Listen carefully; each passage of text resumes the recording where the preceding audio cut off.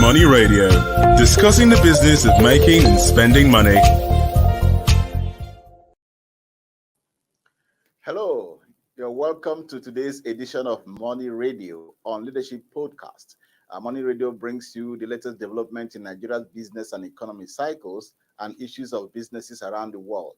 My name is Innocent Odo, and in today's segment of Money Radio, we're talking technology, and our focus is setting agenda for STI investment. STI is, of course, science, technology, and innovation ahead of 2023.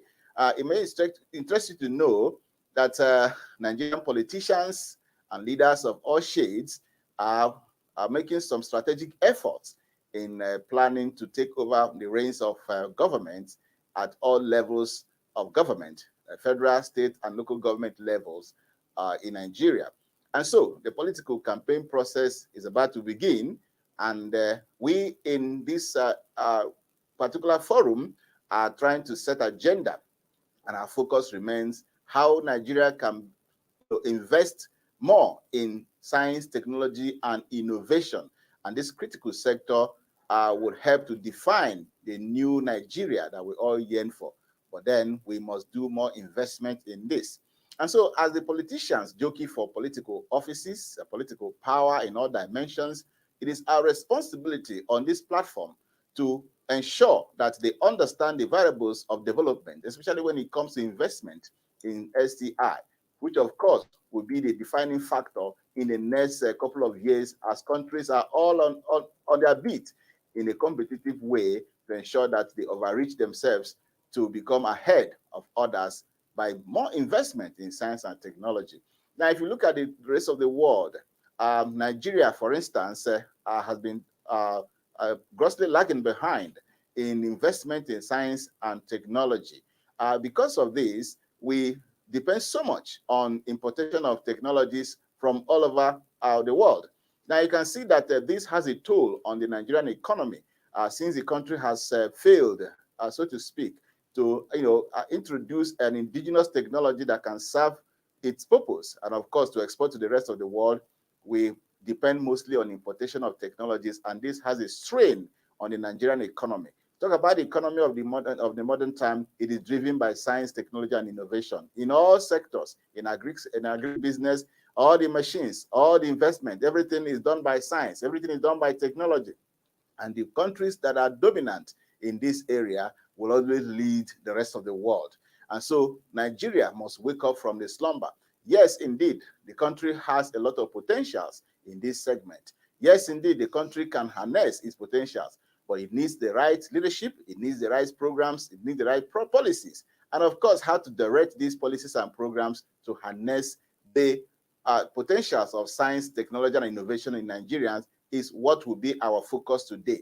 We will have to interrogate so many of the variables that will push Nigeria forward, and some of the encumbrances, of course, that are hindering the progress of science, technology, and innovation in Nigeria. We will, try to address them today.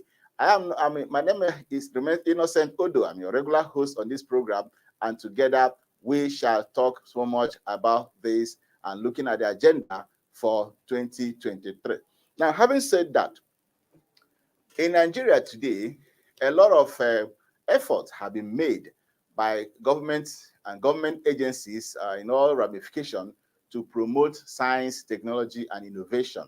There are so many agencies of government. If you come to the Science and Technology Ministry, for instance, there are about 17 agencies under that ministry alone that are making frantic effort to change the narrative for Nigeria, to bring Nigeria into the fold of the industrialized world. Yes, there are efforts being made, but if we have to interrogate some of these efforts being made, we discover that they might not have really helped Nigeria in bringing forth what the country desires in terms of promoting technology, science, and innovation in the country. So there's still so much to be done. There's a long way to go. The potentials are there. And the people of Nigeria are very vibrant in all sectors. Talking about the youth of the country, you can imagine if serious investments are made in developing these potentials for Nigeria, how far Nigeria can go in ruling Africa. Of course, competing with the rest of the world to ensure that we are, announce our arrival at the global stage. So science, technology, and innovation will always be at the forefront, in our agenda for the politicians. Now, these politicians who want to take the reins of power, what exactly do they want to do with the power that they are looking for? What exactly do they understand about the use of power to enhance the people? The use of the power as a preeminent tool to change the narrative of people, to introduce a new dimension of development using science, technology, and innovation. And so much of what we have seen so far in the political arena, may not have been encouraging. And of course, the direction we're going, if we don't retrace our steps, I don't think some of these politicians are getting things right. But then there are some of them also who may have actually designed programs and policies towards changing the narrative in this area. And so we're going to look at them and see how far we can go in ensuring that Nigerian politicians, Nigerian leaders, Nigerian officials of government, administrative measures are taken, policy issues are taken seriously, and then directed towards changing this narrative by investing massively in science education, science, technology, engineering, and mathematics. All these are very important. And unfortunately, as we're talking to you right now, the Academic Staff Union of Universities, ASU, the umbrella body of all the universities in Nigeria, where we're training our manpower, where we're training the brave brains that are supposed to help Nigeria in pushing forward in the science and technology sector, the universities are shut down as a result of issues concerning funding and other sundry issues. And so it is not an encouraging statement. And so if we begin to interrogate this from here, you can imagine how much effort that is needed to refurbish this area, to revamp this sector, and of course to make the universities to work. Not just the universities, but other institutions of government, including research agencies that are required, to help in putting heads together and changing this narrative for Nigeria. Nigeria needs to be at the forefront in building science and technology society, in building citizens that are geared towards changing the narrative by building science, technology, and innovation and making it work for Nigeria. We are tired of importing items from the rest of the world. We are tired of not building indigenous technology in the country, and so we will have to ask the leaders, what programs do you have? What initiative do you have? Time has gone past when people will just come and make some general statement without giving us specifics. So in 2023, as we prepare towards this election, we must hold these leaders to account. Yes, indeed, the political leaders of different political parties are beginning to emerge. Some of them have the leading opposition party has been selected, or rather elected, the former Vice President Atiku Abubakar to champion its cause, to be its flag bearer. The Labour Party has elected an industrialist, P2B, to also champion its cause by wielding its flag as its representative in the next election on the presidential level. Now we are waiting for the big one, the ruling party, the All Progressives Congress, APC, whose convention comes up in about a week time, in the middle of a Monday next week, where they will have to select the best among all the contestants that will spearhead the party's, fly the party's flag in 2023 elections. So the issues are beginning to, the candidates are beginning to emerge. The issues are clear. How do we develop the Nigerian economy using STI as a platform, as a new initiative to change the way Nigeria is dependent on other countries of the world in terms of technology? Now, there are efforts that have been made, like I said before. The National Agency for Science, Engineering, and Infrastructure, NASENI, is at the forefront among the agencies of government that are driving Nigeria into an industrialized society. Recently, this agency had a very successful and productive engagement with the Czech Republic, and where about $16.2 million have been put together by both countries to pursue research and development in the area of science and technology. And this area is also this funding and the research effort is also touching areas like agriculture, ICT, refining technology, and so on and so forth. So it's an elaborate and comprehensive approach to this.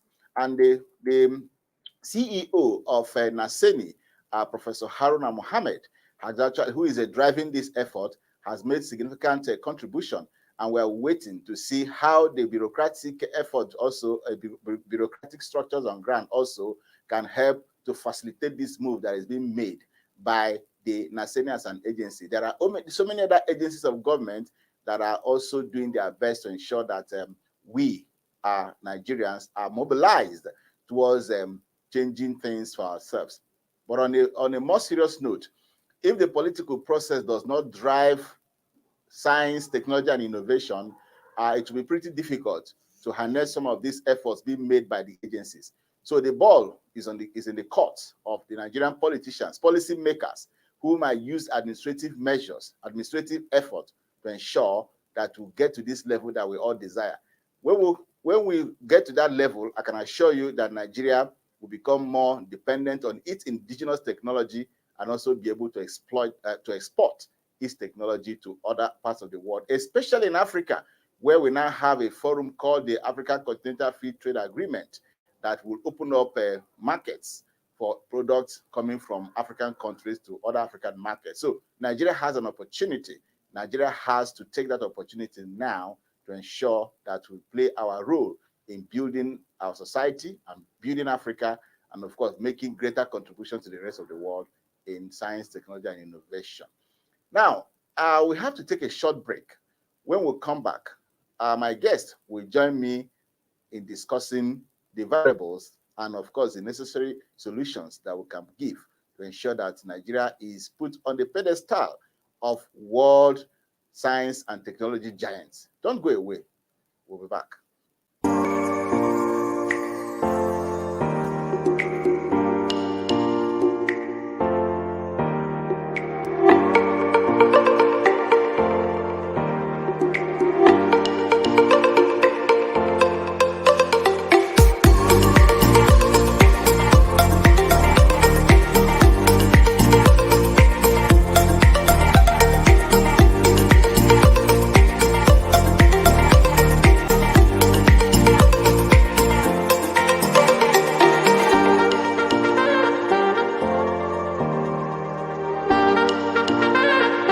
For sponsorship and advert placements, please contact 080-3688-6158. Last Word Leadership Podcast Studio. You have the last word.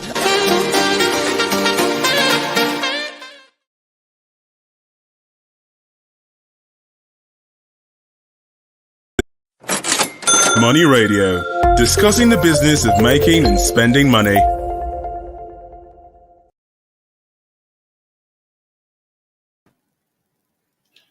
Welcome back. If you're just joining us, we are talking about investing, a certain agenda rather, for more investment in science, technology, and innovation. And this is coming on the heels of the 2023 elections, and as politicians and policymakers are shaping up in the next dispensation of those who will take reins of power at both federal, state, and local government levels. So a new dispensation is coming in 2023. Just in less than a year time, we'll have a new government in Nigeria at the federal level, and of course in some states and local government. So on the program today, we are talking about how to engage these people who are looking for power, who are joking for power, on how to understand the preeminence of power in changing the destiny of a nation. And we are talking about directing the potentials of a nation to become actual words by investing in science, technology, and innovation. That is what has changed the rest of the world. Countries, industrialized societies like Japan, Germany, USA, China, and the rest of the world. It is science, technology, and innovation that makes them great. So where is Nigeria in this calculation? And that is what we are putting forward as an agenda for the new politicians. And I'm being joined in the studio by my regular guest, and is an ICT expert who will do justice to this very important topic. Welcome to the program, Hania Jafar. Thank you very much. It's a pleasure to be here. Jafar, you're looking so nice today. Right. It's always good to have a touch of change.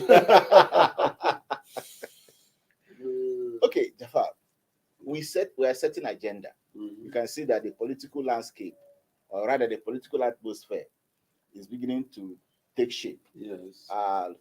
Leaders of political parties are beginning to emerge, flag bearers are beginning to emerge. And so this important sector, the STI, of course, cannot be overemphasized. True. So we're now setting agenda, we're now interrogating the potentials of the leaders. What do you have that can help Nigeria drive the process of becoming an industrialized society? Because we need it right now. Daniel, what is your take on this? Let's start from the science. Science generally has to do with knowledge. Yes. So the question we would ask ourselves: do we have the systems in place to give the knowledge?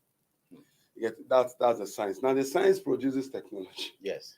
So if you lack the system that produces the technology, so what then what technology are we producing?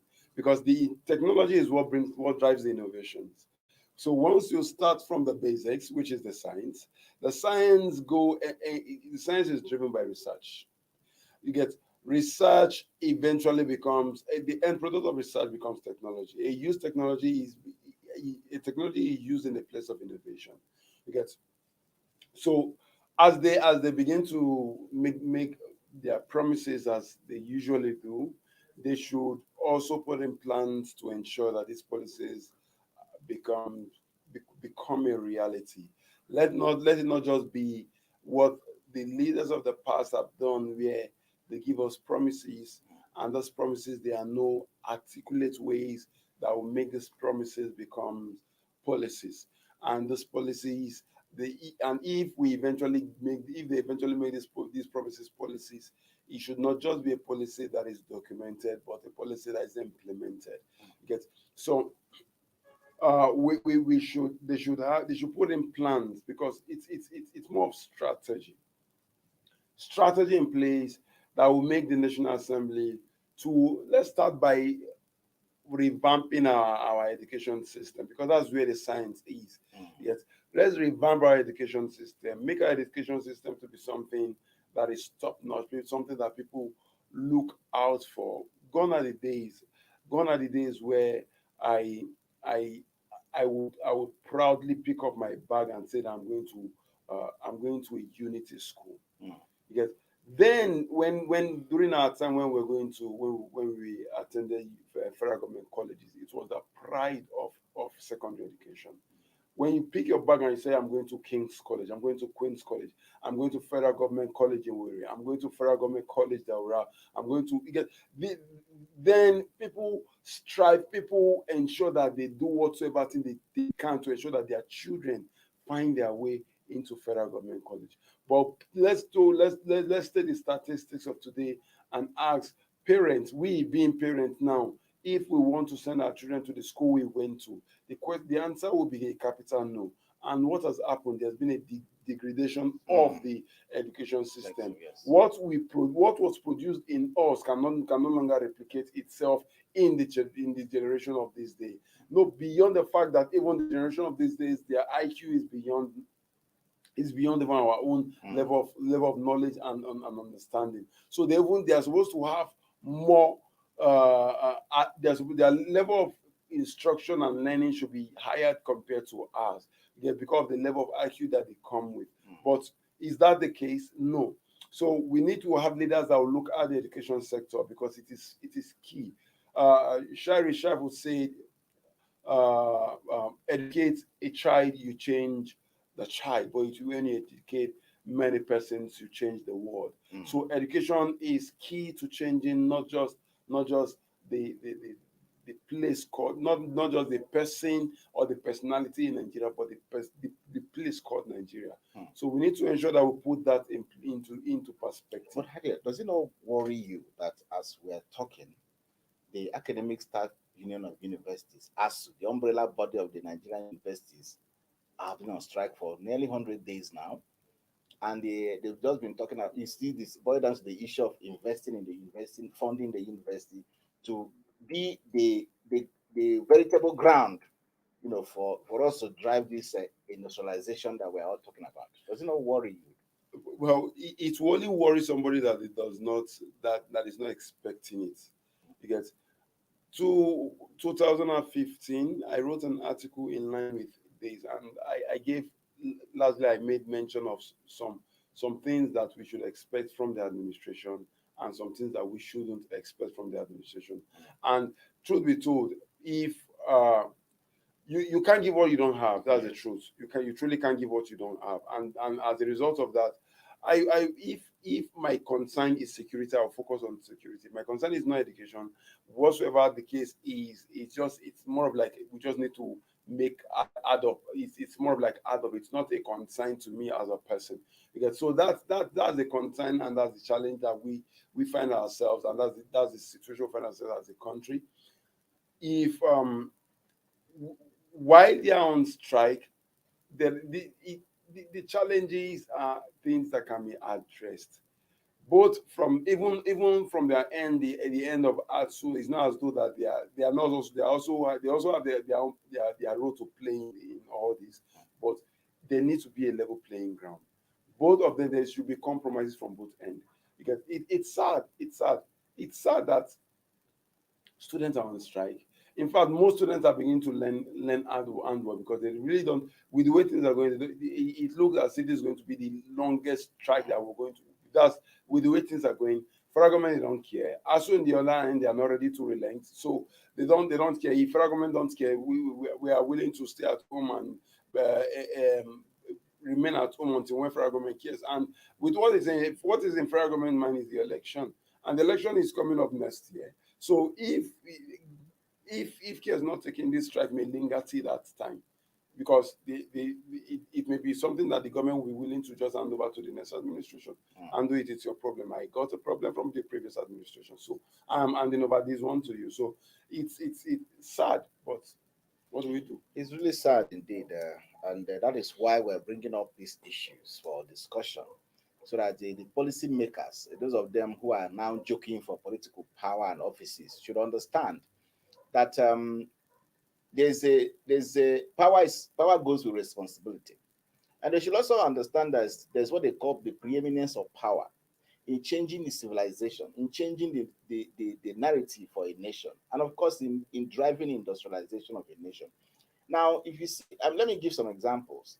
In in the okay, let me just say in the mid and late 70s, the Chinese were not as strong economically and technologically as they are today. Mm-hmm. Somebody took that bold step. Mm-hmm. A man known as Deng Xiaoping, in 1978, opened up China, bringing Chinese experts, from different parts of the world, and giving them mandate, let them deliver at so time, and giving them the requisite, resources that they need to push that technology. Because they realized that no matter what you do in the world today, it is only through science, technology, and innovation that can actually change your situation. True. And so they invested so much in educating their people, Mm-hmm. in redirecting their mindset. Mm-hmm. And today, China is a technology hub. Same thing for Japan. Mm-hmm. When they during the Meiji Restoration of 1867, it is all about investing in educating people and giving them technical education that enhances their capacity to build products that we are seeing. The airlines, the jet fighters you see, the mobile phones you see, the cars you see, the rail lines you see, the speed rail. I traveled from in China when I went to China in 2015. We had to travel from Beijing, the capital, to Henan province, in a journey that, if you are in Nigeria now, can take you from like 8 hours. In a speed train, it took about just 5 hours.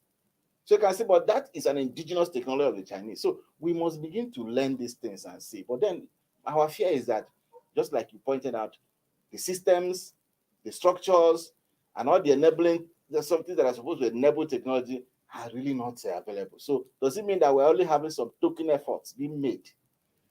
We need a holistic view, a holistic overhauling. It's not just this is not a case where you block this. Or we have so many. Nigeria is like a drum and has so many leakage ports. So you don't block education and leave research. You don't block research and leave funding. You don't block funding, and you need to holistically look at it comprehensively and block every possible leakage and every possible challenge that we'll have. So looking at it from the science, technology, and innovation, education is key. In fact, it's the foundation, it's the bedrock. That's where every other thing lies on. Right from be it security, be it technological innovations, be it health, every other thing leverage on the power of your education system.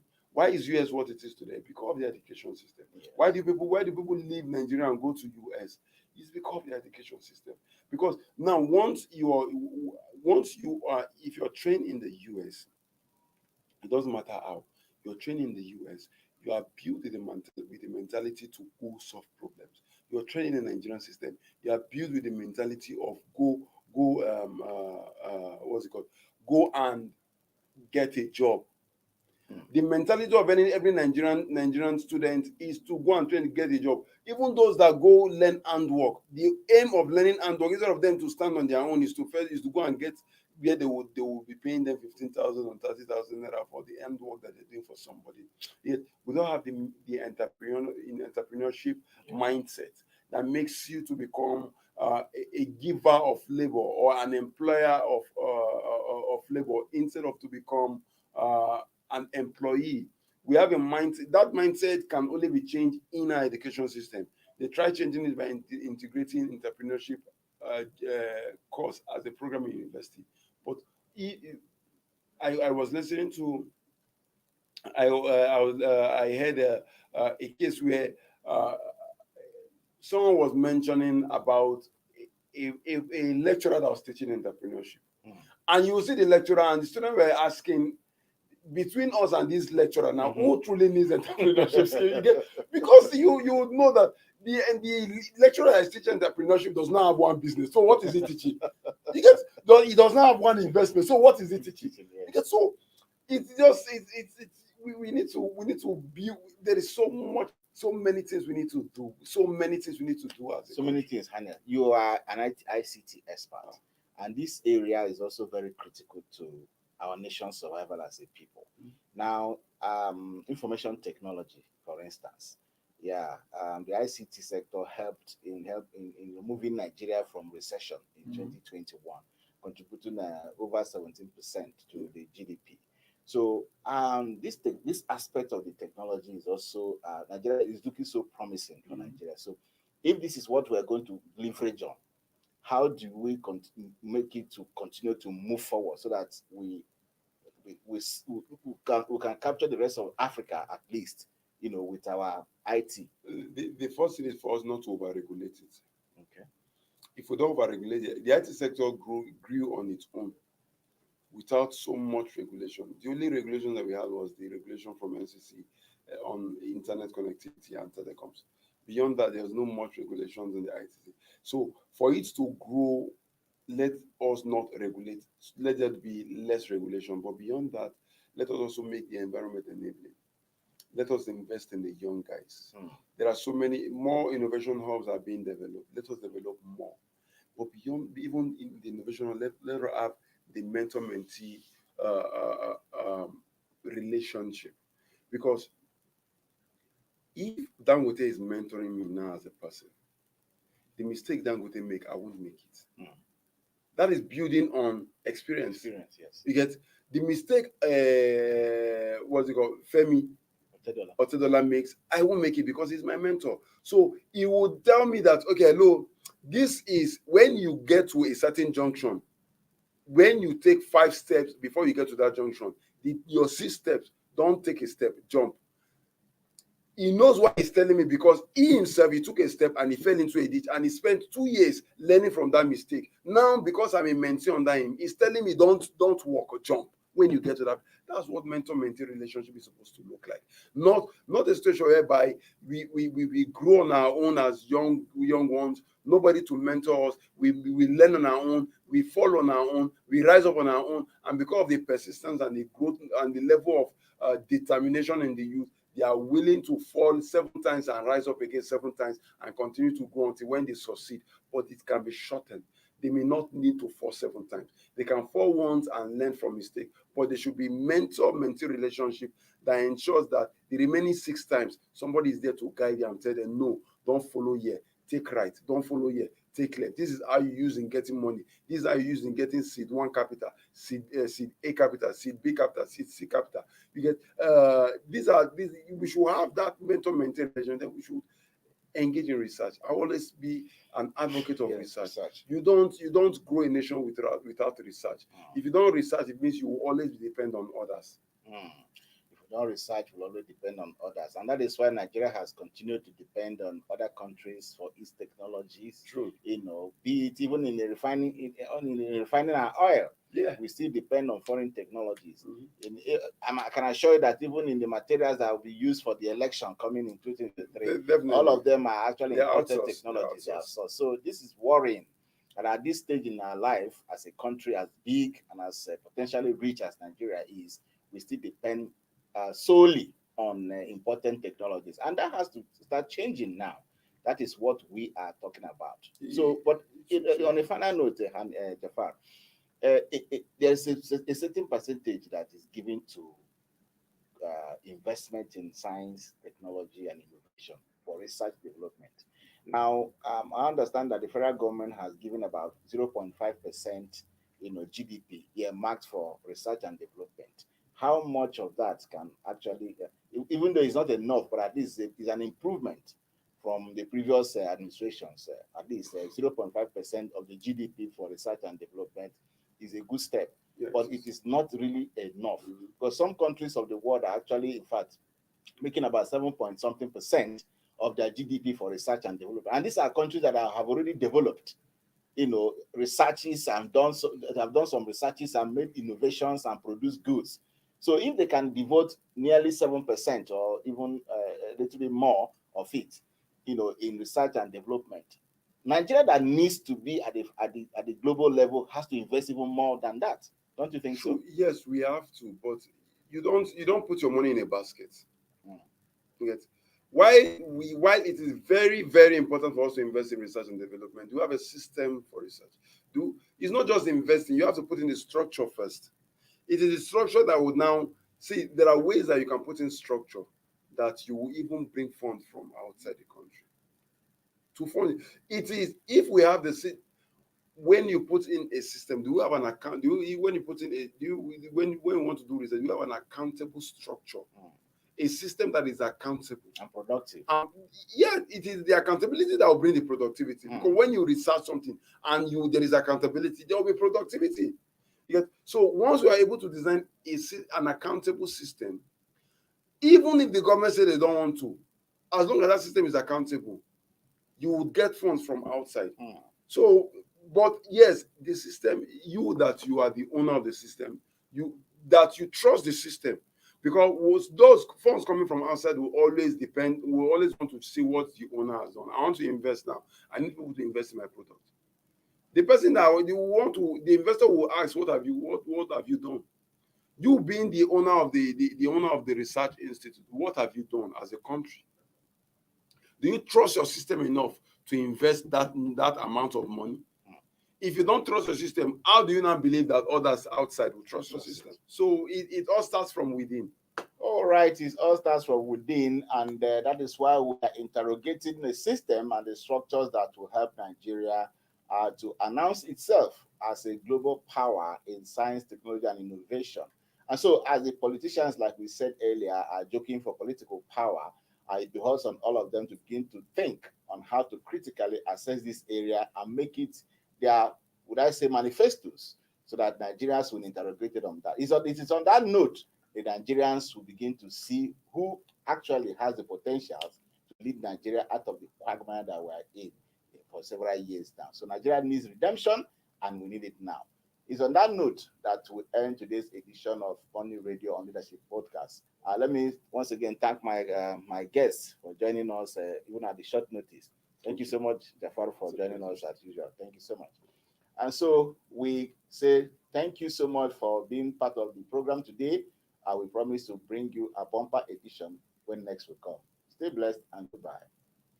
Thank you for watching. For sponsorship and advert placements, please contact 080-3688-6158. Last Word Leadership Podcast Studio. You have the last word.